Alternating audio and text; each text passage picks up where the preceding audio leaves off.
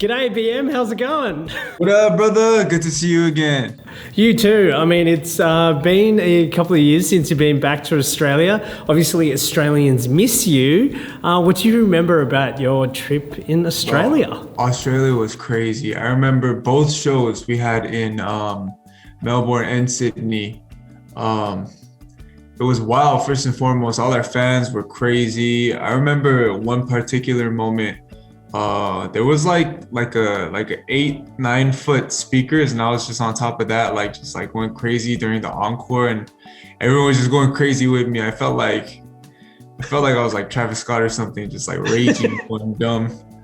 It was awesome though. I miss all of our Australian fans, man. Do you remember any Australian slang? Do you remember like "G'day, mate" and all that? Yeah, I remember "G'day, mate," and then I also remember Aussie, Aussie, Aussie, oi, oi, oi. Like that was like the biggest chant that they kept doing. Yeah, that's a good one to remember. Tell us a bit about your time through the pandemic. I mean, how was that for you?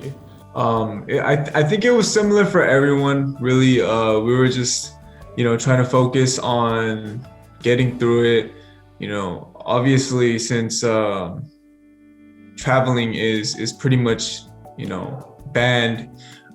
It's starting to get better now, but at the time when it was getting bad, touring obviously wasn't an option anymore. So yeah, I feel like that was just the worst part, and not only is touring banned, but within home ground too, within Korea, it's hard to film content with multiple people in one vicinity. So yeah, I mean, it was definitely a little rough at first, but it's starting to get better now. So I'm hoping for more content shoots and maybe some concerts in the future as well. Well, speaking of content, congratulations on Broken Me, your solo single. Woo!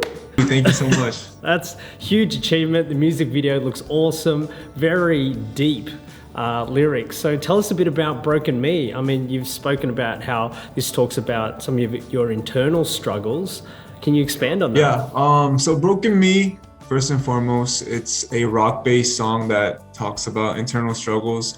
I tried to be as vague about it as possible when it came to lyrics, and try to focus on what I can convey as far as emotion. But I had to put myself in a headspace back when I was a trainee, because I started my trainee years late, and I also debuted really late too.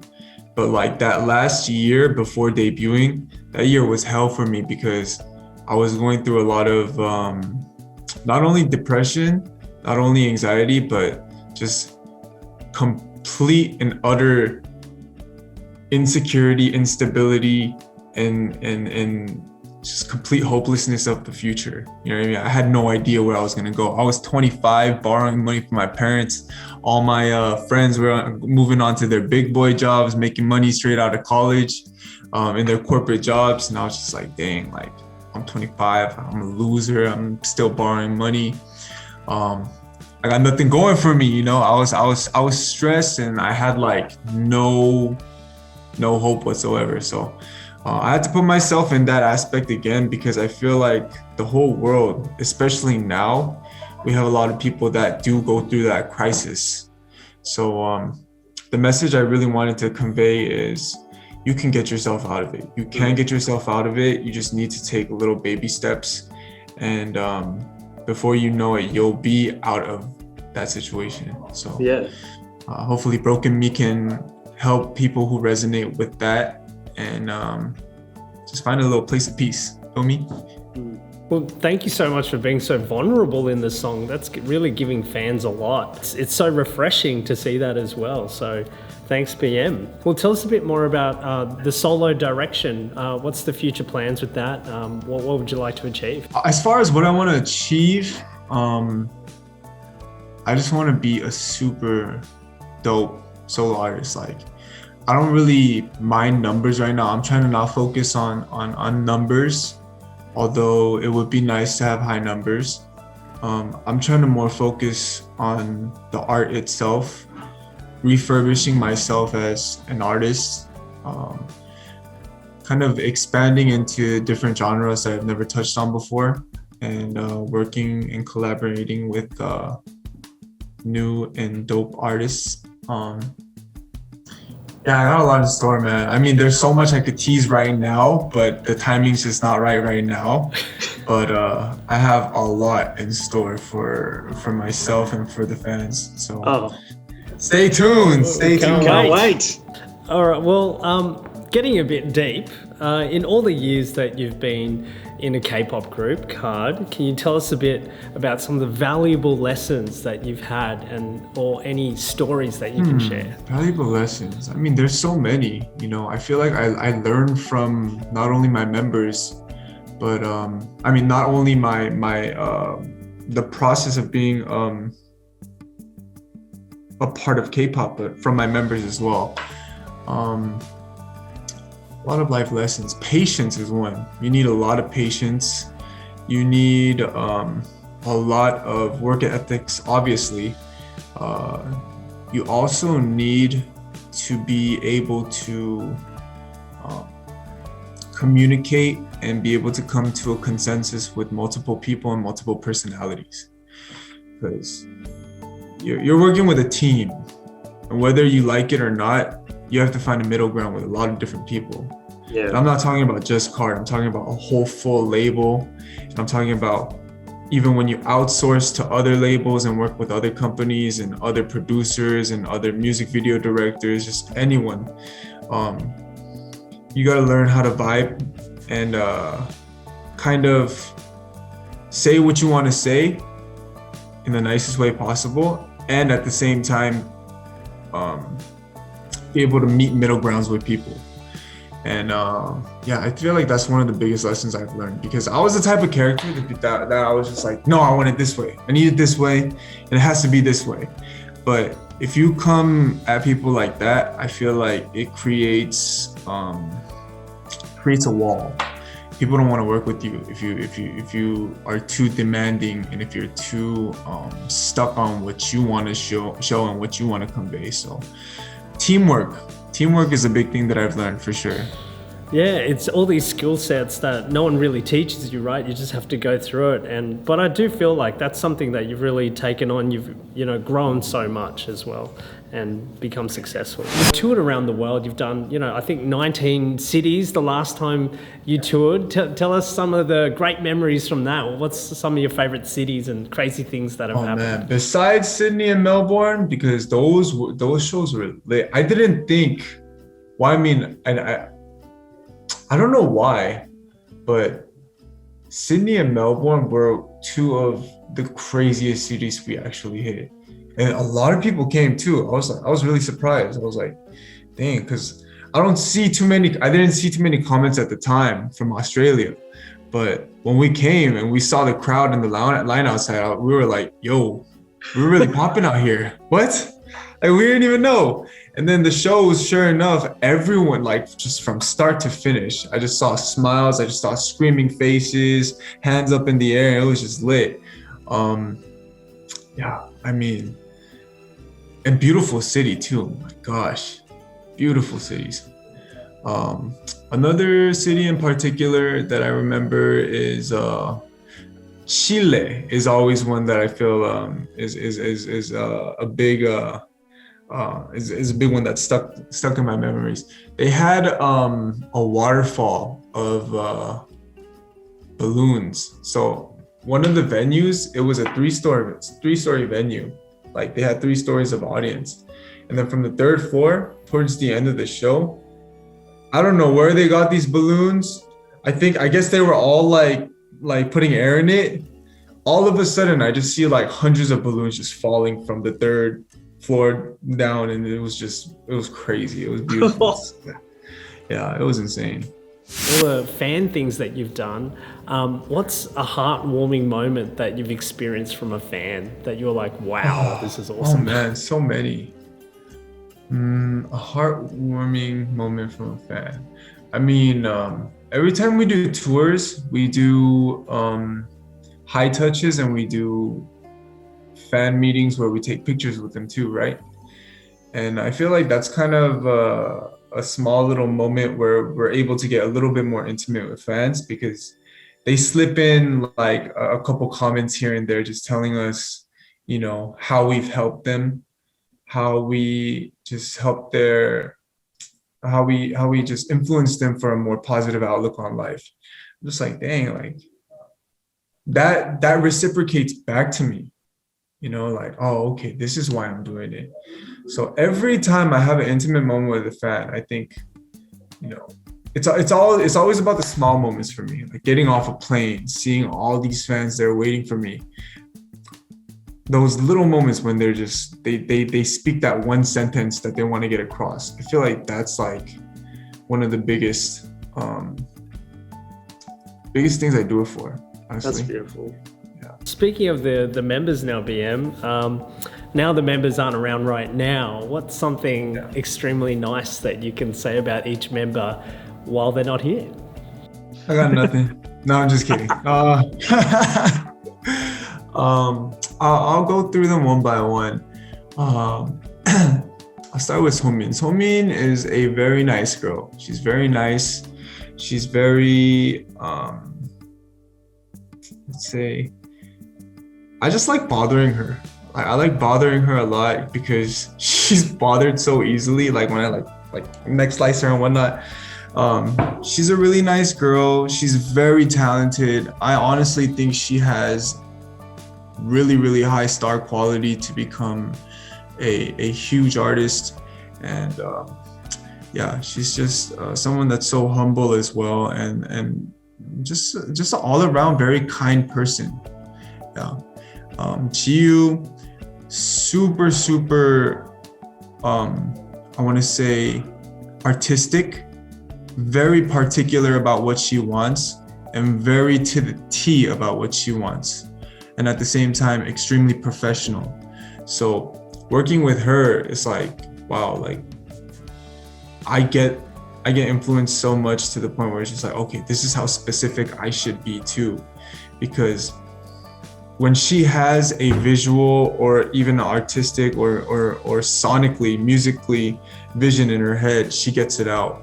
And I feel like that's so amazing. And in every aspect too, like when we're touring, when we're in a studio, when we're talking about music videos, she's just like, she's head on, like just so particular and so specific and so professional.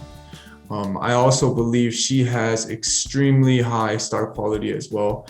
And yeah, I'm just so excited for her and Somin to showcase their stuff next. J-Steph, now that's been my brother from day one. Me and him have been training together for 7 years. We've been like stuck with each other. And one thing that I really respect and love about J-Steph is his consideration for other people. He's always putting people before him, always putting other people's feelings in his heart before his own. And I feel like that's something that's really respectable. Because me and J-Steph, we see each other, yes, as artists, as producers, as lyricists, but beyond that, we see each other more as like the day one people that we started with. So when I see J-Steph, it's more just like, hey man, we came a long way. I don't even like see him as, I'm sure we do see each other as producers, but we more see each other as like, hey, like how much farther can we go? And I don't know what he thinks of me, but the way I see him is just super mature, super considerate, and just a hard to dislike type of guy. And I feel like that quality that he has is going to take him to bigger places in the world, just constantly. Yeah. I'm sure the members have a lot of very positive things to say about you, and like the fans around the world love you. Hopefully. You're an amazing person, a great role model, and your music's great. Very talented, of course. Tell us your workout. You're absolutely ripped at the moment. What are you eating? What are you doing? Oh man, bro, if I told you how many chicken breasts I've ate in the past 4 months, oh man. Chicken farms are getting paid because of me. Chicken farms are getting paid.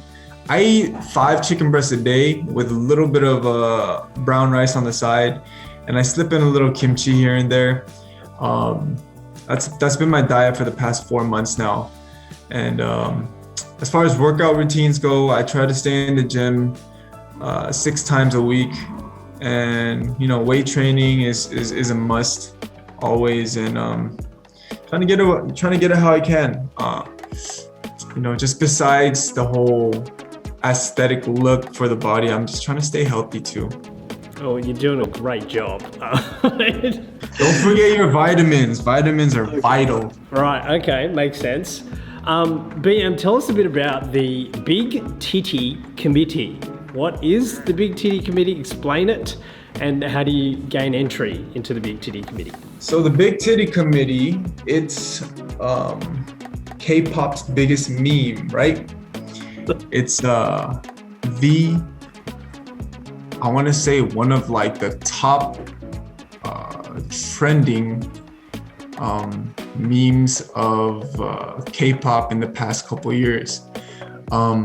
It started with me just on live talking about where I like to work out best. My fan was like, hey, what's your favorite place to work out? I was like, oh man, he's got to keep his titties big. And that just blew up. It went crazy.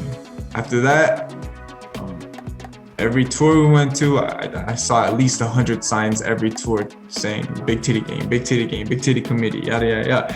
I was just like, wow, this is crazy. I don't know, what have I started? Like, this is crazy. And then I turned it into a charity, because I met a fan in LA while touring, and she was going through chemotherapy because of breast cancer. And I was like, that's what I'm turning into. So I started a whole new line in my brand, and have been donating part of the proceeds to breast cancer awareness and research. I think we donated almost 50 grand now, and I just feel more than blessed to have people being a part of it. And the craziest part is that it started as a meme, bro. It started as something funny. And something clicked, met a fan, and decided to turn it into something bigger. And it's been going great. Wow, that's amazing how it's turned into something so positive and changing people around the world. So to gain entry to the Big Titty Committee, you just got to be super jacked. I mean, I let the fans be the judge. I get hundreds of DMs a day saying, hey, what do you think about this guy? What do you think about this guy? What do you think about this artist? And I look at him, I'm like, yo, got some nice titties. You're in. Automatic. I want to say one person that's been really working on his body and has been doing a great job, Chan from Stray Kids. He's getting big. He's getting big. Yeah. Be sure to look out for him. He might be pretty up there in the committee. And he's from Australia too. Bangchan, yes. Yeah. I've had him on the show. Yep. I'll show him this. Yeah, show him that. Send it to him. Say it's official, super official. If I fulfill these requirements and gain these big titties, can I apply for a position in this if I show you at the end of the year? Part of your plans for this year to try to get into the big titty gang, Andy? Yeah, well, it is only because I've been eating so much during COVID. I've gotten so chubby. Hey, you could get it, bro. You could get it. Send me a picture at the end of the year, and you're in, bro. And you'll decide. Then you can decide for yourself. We're gonna see. We're gonna let the fans decide too. Okay. I'll post it up too. Be like, hey, it's my boy Andy. Is he in or is he not? All right, I'll work hard. Oh man, I've been eating too much KFC, man. Anyway. KFC will do that. Okay, well, BM, do you have a final message for Australian and New Zealand fans? Yeah, I just want to say everyone that's been, showing love and support for Broken Me and KARD as a whole and myself as a solo artist. Thank you so much. I love you guys like crazy. I hope COVID is starting to clear up in Australia. How is it out there so far? It's pretty good. Yeah, we've had 0 locally acquired cases and we're doing really well. Most people are getting vaccinated as well. So that being said, maybe some Australia tours, maybe some New Zealand tours can be set up pretty soon. And I really, really hope to see all of our Aussie and New Zealand fans real soon. And I got more on the way, more music on the way too. So stay tuned. Thank you so much, BM. Hopefully we'll catch you soon. Yes, sir. Thank you for having me, brother. What up, guys? This is BM from KARD, and I am on the Andy Trieu Show. Tap in. Andy Trieu.